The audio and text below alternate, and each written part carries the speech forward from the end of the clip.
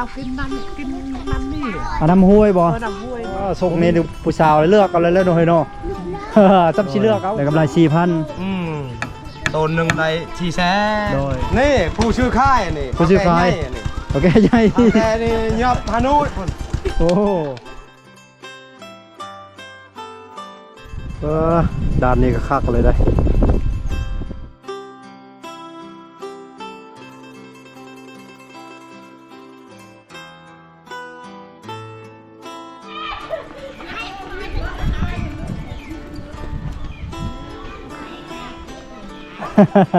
ผู้สาวย่านกล้องเนาะสบายดีทุกคนสบายดีสวัสดีในยามสายตอนนี้เวลา9 โมงเช้ามารับเดินทางฮอดหมู่บ้านโศกลาวเขตสุรบดอีกแห่งหนึ่งของเมืองเซโปนแขวงสาวรเขตทุกคนได้เป็นหมู่บ้านของพี่น้องส้นเผ่าตรีเช่นเดียวกันเนาะเดินทางมาฮอดหมู่บ้านนี้ถือว่าแปลกหูแปลกตาอีกแบบดึงอีกเป็นหมู่บ้านน้อยๆเนาะประมาณ40 หลังคาเรือนนี่แหละหมู่บ้านนี้ทุกคนได้เป็นบ้านเก่าบ้านแก่เนาะอาชีพหลักของชาวบ้านก็คือการทางป่าเฮ็ดให้ปลูกเขาปลูกสาลีข้าวโพดปลูกมันต้นมันสับปะหลังแล้วก็ปลูกแขมหลายเนี่ยปลูกได้แถวนี้ได้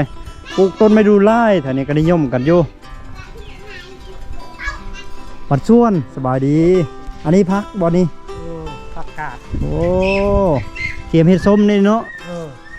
เตรียมเฮ็ดผักดองเตรียมเฮ็ดผักดองผักส้มผักดองเฮ็ดหน้าผู้มีหน้าก็มีบ่พ่อหน้าก็มีเฮ็ดให้ก็เฮ็ดเนาะผู้มีหน้าก็มีผู้มีให้ก็มีปนกันปลูกฝังเลี้ยงสัตว์นี่คืออาชีพหลักของชาวบ้านตามวิธีเป็นหมู่บ้านตัดขาดจากโลกภายนอกได้พี่น้องเอ้ยบ่มีคลื่นไฟฟ้าสัญญาณอินเทอร์เน็ตมือถือสัญญาณโทรศัพท์มีบ่อยู่บ้านนี่บ่มีไฟฟ้ามีบ่พ่อคลื่นอินเทอร์เน็ตคลื่นมือถือไฟฟ้าบ่มีน้ำประปาก็บ่มีใช้น้ำใช้อยู่ใช้น้ำมาอย่าเฮ็ดแล้วเหมือนกันบ้านน้ำกินเอาอยู่ใช้น้ำกินน้ำกินน้ำนี่น้ำห้วยบ่น้ำห้วยนี่บ่มีว่าน้ำลิ้นมาอยู่นี่กินน้ำห้วยเอาโดยอาบได้อาบอยู่ห้วยอาบอยู่ห้วยกินอยู่ห้วยโดยเอาขอบใจพ่อเด้อเดี๋ยวเบิ่งบรรยากาศหลายมองหลายบ่อนอีกผู้สาวงามหลายบ้านนี่เนาะเฮ้ยเนาะโอ้หักเห็นได้เห็นเห็นกองไก่พบแล้วเด้ผู้บ่าวก็ล่อเจ้าก็ล่อมีเมียแล้วว่าเจ้าย่างเนาะส่งนี่ผู้สาวเลือกเอาเลยแล้วเนาะเฮ้ยเนาะจำชิเลือกเอาผู้สาวนะคุณส่งเคินเนาะผู้บ่าวส่งเบิ่งในเกิบเราพี่น้องยี่ห้อดีนะจะไม่ได้ไปเฮ็ดเรียกอยู่แคมป์บ่แต่กี้เฮ็ดได้เศร้าแล้วพักผ่อนเด็กน้อยลินบักดีคักเนาะจาม่วนเว้ยกลางคืนไปล่มอยู่บ่ผู้สาวเฮ้ยไปล่มอยู่บ่ผู้สาวเขานอนอยู่ใช่กลางคืนฮะเอาไปลิ้นไปล่มผู้สาวต้องมีเงินมันบ่คันบ่มีเนี่ยบ่กล้าแล้วเนาะบ่กล้าไปล่มเขาแล้วเนาะซื้อขนมซื้ออย่างสู้เขากินได้เนาะจะได้ผู้สาวว่าจะกินขนมผัดบ่มีเงินซื้อให้พอแห้งเนาะต้องมีเงินแม่แล้วทึกแล้วจะว่าเปียบักชิปขอบใจเด้อไปเลาะลิ้นเองเดี๋ยวผู้สาวอยู่ฮะน่ารักได้ผู้สาว2-3 คนครับ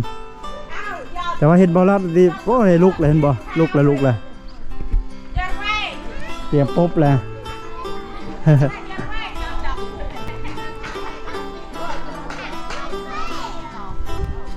อนามัย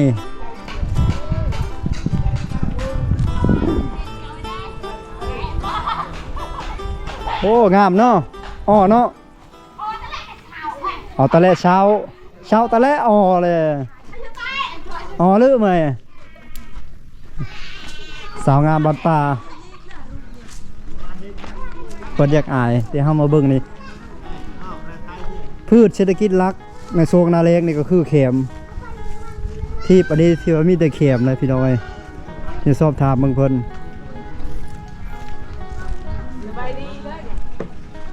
บัดชวนโบเอนสบายดีบัดชวนก่อน แปลงยังไง เฮ็ดอันนั้นแหละไปค่ายแคมป์ ไปครับ จะใส่ โอ้ใส่รถจักรนี่ โอ้ใส่มาจากแก้แคมป์นะ แกแขมโลนึงเท่าไรเดี๋ยวนี้อายุบานนี่ โล10,000ไปหาอยู่ 10,000 ร้ เนาะ ห่อได้14 โดยได้กำไร ต้นหนึ่งได้400,000 โดยเวียกในยามเล็กเนาะ ยามนี้แหละยามเดือน1เดือน2นี่แหละ โดยเจ้าน้อยฮอนยามมันทางให้ทางอย่างยามอีกเนาะ บ่มี บ่มีแล้วหมดยามนั้นเนาะ หมดทางไงอันนั้น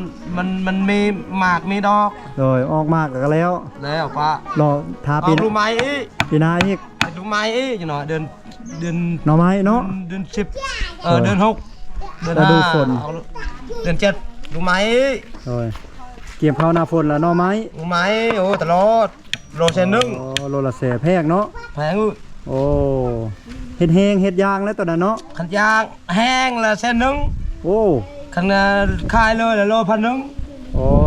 10โลก็ได้เซนนึง โดย หายเลยนี่เด็ดเท้ย พอได้เงินหาเงินยามนั้นเนาะ โอ้ แต่ละยามมันหักมีเนาะพืชสินค้าพืชเป็นเศรษฐกิจเนาะ แม่แล้ว โดย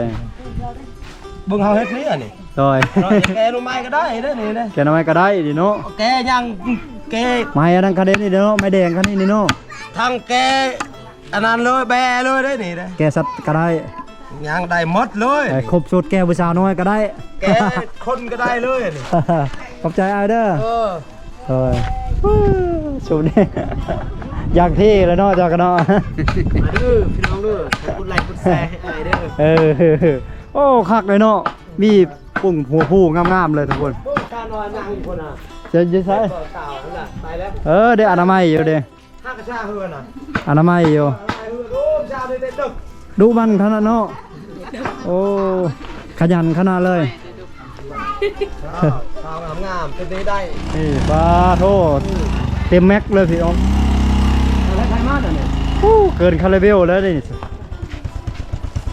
ดู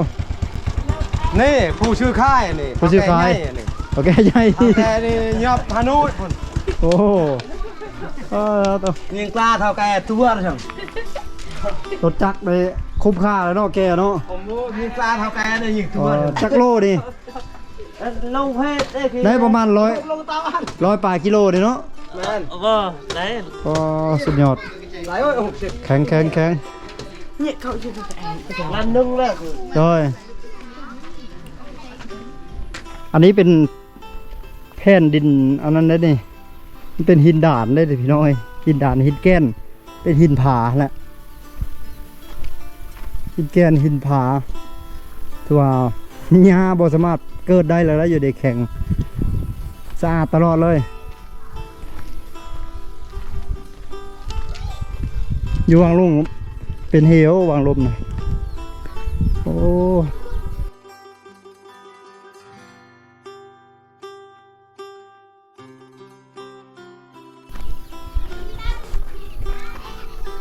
ชาวบ้านซื้อแผงโซลาร์เซลล์มาใส่ใต้ในยามค่ำคืนให้แสงสว่าง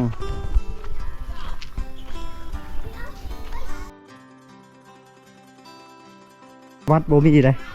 โรงเรียนไปเข้าอยู่บ้านตะเปื้อไปนี่ประมาณ2 กิโลเมตรโอไกลไปได้ตากใหญ่เลยแขมเนี่ยพืชเศรษฐกิจในช่วงหน้าแรง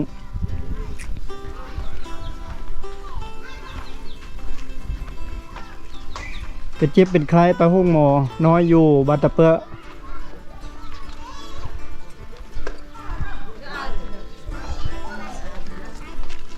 เดี๋ยวเลาะขึ้นไปถึงคุณเบิ่งบรรยากาศวิวข้างนั้นอยู่ข้างนั้นมันมีอีกคุ้มหนึ่งอยู่ด้าน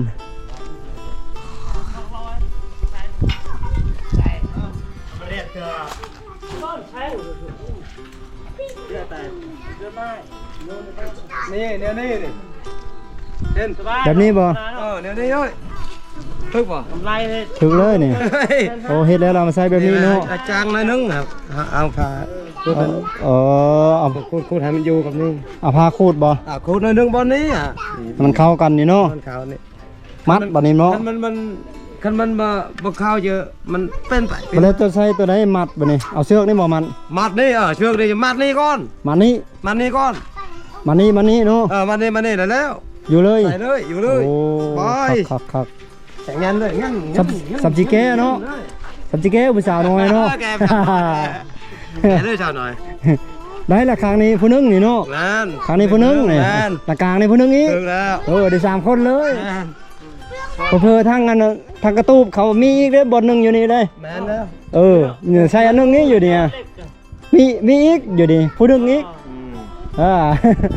เป็นซี่เลยผู้สาวน้อย เอานี่แหละพาหนะอยู่เขตนอกเฮาแก้เต็มที่อยู่ตรงนี้อันนี้คอกงัวคอกควายโอ้มันแตกเนาะมันคือแตกเขาเจ้าผ้าพอตัวนี้อันนั้นได้นี่เลยบอลเขาใช้สปริงเบนกันซึมกันอย่างเลยสำหรับต่อกันท่อน้ำมันเบนซินดีเซลในสมัยสงคราม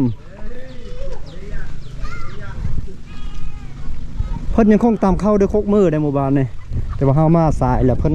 แล้วมันเลยนี่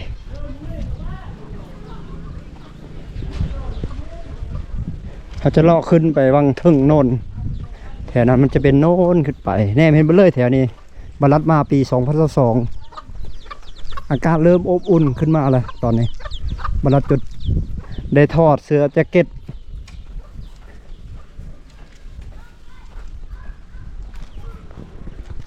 โอ้คักเลยบรรยากาศ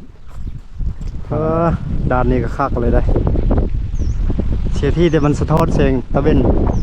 แสงตะเวนช่วงนี้ลมแห้งๆมันนี่นะฮัก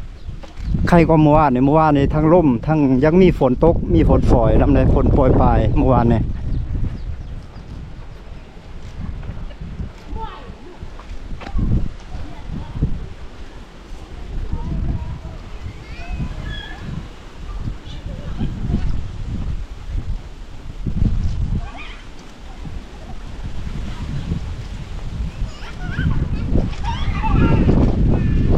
บรรยากาศกลางหมู่บ้าน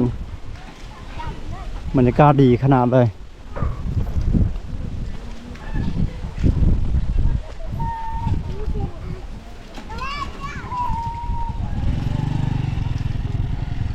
ผู้สาวเฮียนขี่รถจักรรถมอไซค์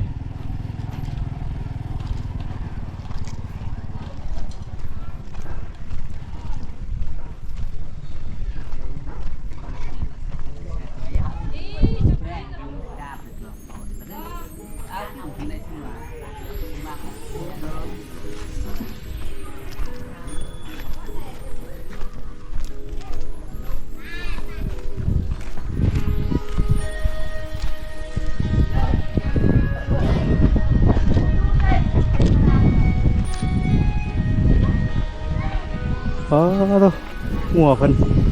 ชันเลียงเพิ่นหลายเลยพี่น้องเอ้ยลึกชันเลียงหลายลีโอ้โธ่ผู้โอ้ชนพูนอยู่หลายคักเลยได้อยู่40-50โตนี่คือสิเป็นมดงัวมดหมู่บ้านแต่เบิ่งมาโฮมกันอยู่ดีมานอนโฮมกันอยู่ดี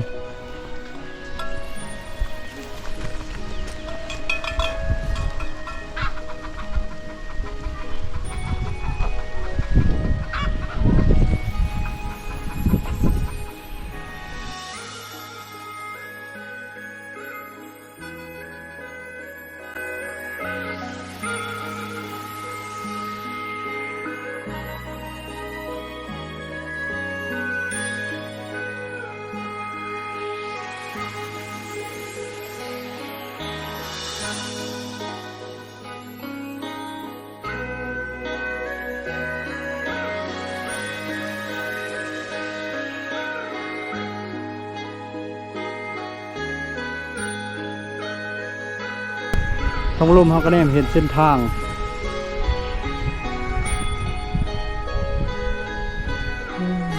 มันไปทางพุ่นได้เส้นทางเลยแล้วก็แนมเห็นให้แขมเขาเจ้าได้เขาปลูกเต็มก็มีเถียงน้อยๆอยู่มี สายน้ำน้อยๆไหลผ่านมาครับที่เราเดินทางออกเราจะไปผ่านจุดนั้นแหละทุกคนเลยเราจะไปตามห้อมพูล่องพูนี่แหละไปคุณไปเลยแถวนี้สงัดเดี๋ยวจะพามาเบิ้ง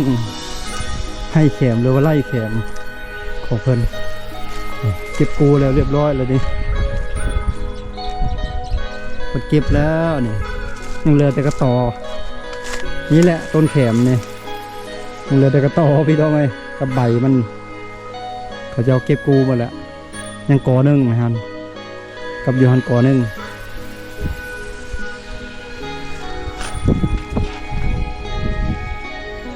ยูฮันก็จะมีอีกบาน5-6ราคาเฮือนอยู่ทางโน้นนะพืชเศรษฐกิจ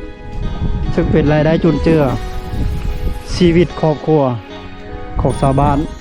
ในช่วงหน้าแล้งตกมาฤดูเกี่ยมข้าวหน้าฝนก็จะมีหน่อไม้บรรดาหน่อไม้ไผ่หน่อไม้บุ้งหน่อไม้พางเพิ่นไปเก็บมาแล้วก็ขาย